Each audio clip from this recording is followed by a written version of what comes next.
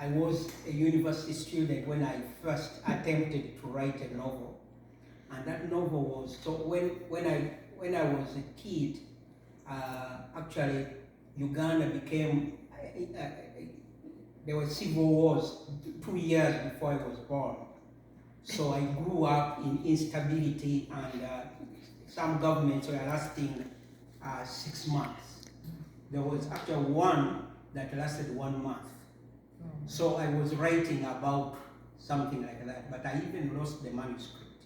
I didn't go far, I wrote a few chapters. So in 2010, as I was thinking about Ugandans, we have a unique way of behaving. We move and settle elsewhere, but we remain so much attached to where we come from. I think more than other people. Actually, some Ugandans, they are aware of all the details of things that take place back home, more than the people who live there. So newspapers and so on, online, especially now online, people, they know who is dying, who was politicians, or whatever, accidents that took place and so on. So that struck me as, oh, this is really, so I thought of a character, somebody who actually grew up in Uganda and left Uganda, but he remained attached to his village. So I was still thinking about that story, and I was planning to write it. I actually drafted an outline. But the real trigger was my son Jesse. By then I think he was 9 years old. So some days Jesse would go to school hungry because there was nothing he wanted to eat in the fridge. There were eggs, there was yogurt, there was oatmeal, bread, and so on. So he would look, nothing wants, said, eat something. No. Have some yogurt. No. There's no strawberry flavor or whatever. So that was interesting, because sometimes I went to school because there was completely nothing to eat.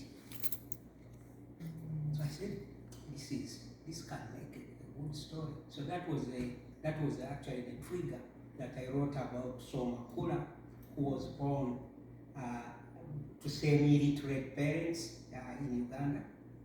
And he studied, so much like me, went through the educational system and went to the actual university I went to. So the university, Makerere University, was the first university in East Africa. And many of the leaders in Africa, Eastern Africa, studied there. So Makula studied in that same university that I also studied there. So the main character studied in that university. But most of the ideas that gave me, that I wrote about in this book, were from people's stories. Like one of my high school teachers, he said that the first time he saw electricity was when he came to the city, when he was 15 years old. He came to the city to start studying. So such stories I would then make them up and imagine this story. So Makula was born and raised in a rural area in Uganda, and then he moved to a town to complete his elementary school. And that town is actually the town where I was born. That town was founded by my great-grandfather in, I think, 1930, something like that. So Makula completed his elementary school in this town, and then he went on to move to a university, married a girl who was from a middle-class family, so much like my wife, we are totally different kind of background. And then they moved to Canada. So that's the story. Okay. Yeah. May I ask where you were living when your son was 9? I was living in Brampton. In Brampton? Oh yeah, so when we moved to Canada, he was 3 years old. Okay. Yes, yeah, he was 3 years old. So when I came to Canada in 2004, my daughter was 1 year old, my son was 3 years old. Okay. So that was. They don't remember anything before coming? No, he does not remember. No, he does not remember anything. But my wife and I actually had also set up a home kind of similar to what we had here. So even if he was older, he would not have known situations similar to mine, because we also had a fridge with a variety of foods and so on.